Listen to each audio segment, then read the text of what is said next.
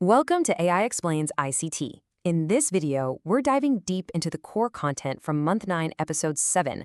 We're going to break down the absolute bread and butter sell setups that are, honestly, crucial for day trading and scalping. This is the heart of the smart money approach, so let's get right into it. Okay, so here's the plan. We're going to build a complete framework today, piece by piece. First up, we'll cover the what, the two main sell models smart money is using. Then we'll get into the when, and trust me, timing is everything. After that, we'll look at the how, actually applying these ideas to scalp the major trading sessions. And finally, we'll figure out how far a trade might go by measuring our profit targets. By the end, you'll have a clear, systematic way to look at these setups. So let's kick things off with the what.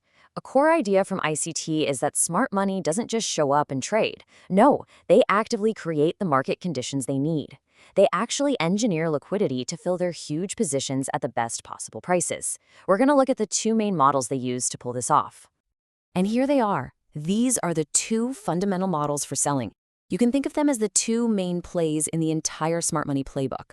On one side, you've got offset distribution. That's all about setting a trap to find buyers at a really high price.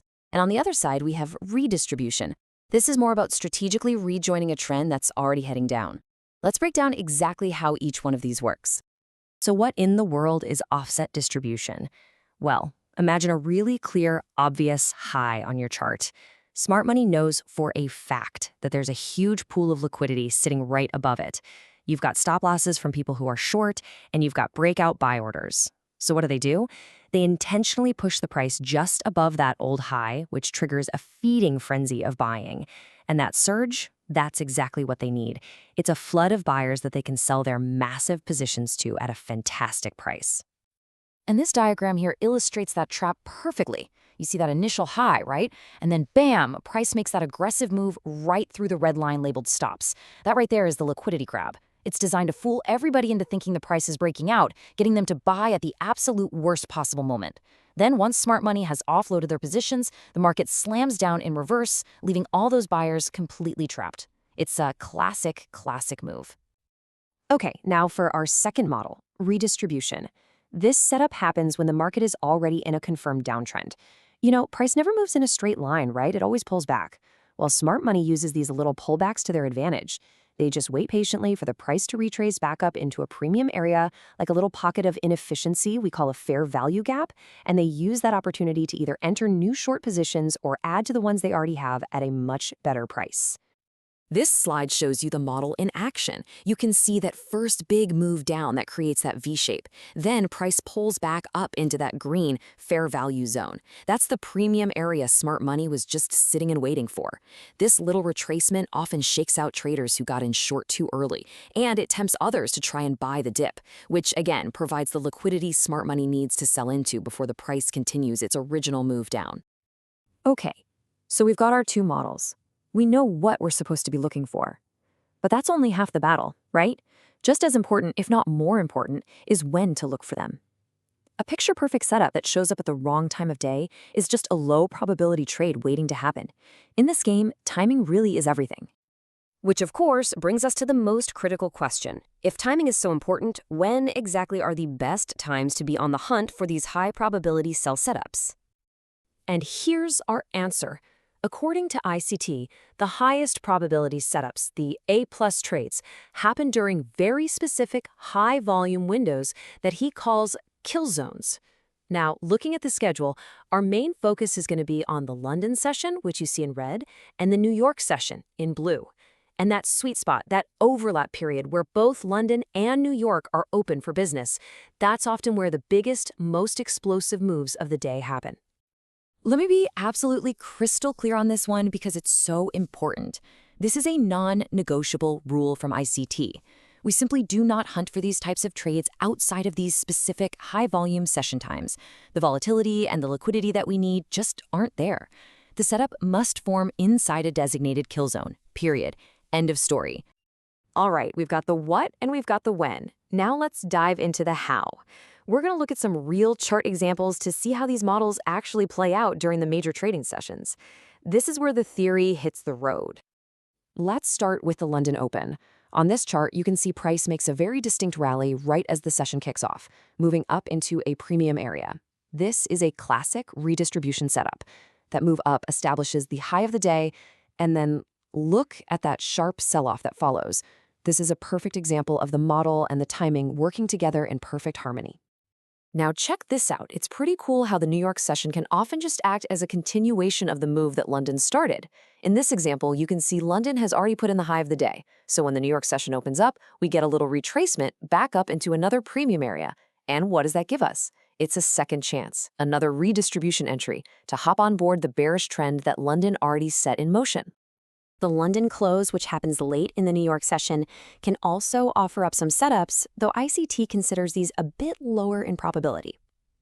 On this chart, you see price tries to rally, but it fails to take out that earlier high. We call that a failure swing, and it's a huge sign of weakness. These setups tend to be most reliable on days that have already had a really big price move. And finally, we've got the Asian session. This is typically the quietest, least volatile part of the trading day. Now, you can still find short scalps like you see here, but you really have to manage your expectations. Your profit targets are going to be much, much smaller, usually in that 15 to 20 pip range, simply because the overall price movement during the session is usually pretty tight. Okay, we've covered the model, the timing, and the execution, but that leads us to the final and really crucial question. Once you're in a good trade, how far can you realistically expect it to run? Let's look at a practical tool from ICT that helps answer that exact question. And that tool is the average daily range, or ADR. It's a really simple but incredibly powerful concept. All it does is it calculates the average distance between the high and the low of the day over the last 5 trading days. Its job is to give us a statistical boundary, a probable limit, for how far price is likely to travel on any given day. Now, it is absolutely critical to understand what the ADR is and what it isn't.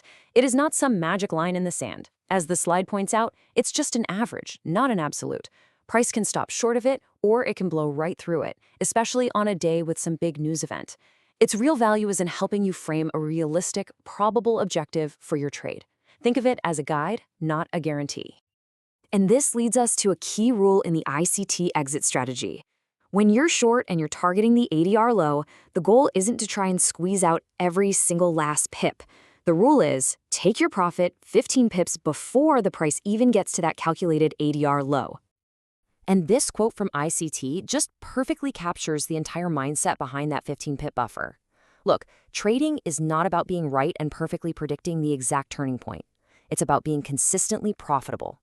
By taking your profit just a little bit early, you dramatically increase the chances of that trade being a winner, because the market so often reverses just shy of that full ADR projection. So let's put it all together into one simple, cohesive framework. This is your systematic approach. First, the what. Identify if you're looking at an offset distribution or a redistribution model. Second, the when. You have to patiently wait for that model to form inside a high-volume kill zone. Third, the how. Execute your trade based on the price action you see within that session. And finally, how far? Use the average daily range to set a logical target and then get out of the trade 15 pips before it even gets there. And that's the whole framework. We've gone through the what, the when, the how, and the how far. So the only question left is, how are you going to take this systematic approach and apply it to your own analysis of the charts? I really hope you found this breakdown of ICT's core sell setups valuable. If you did, do me a favor and hit that like button and subscribe for more deep dives just like this one. If you have any questions at all, drop them in the comments below and a human will be sure to get back to you. And as always, safe trading.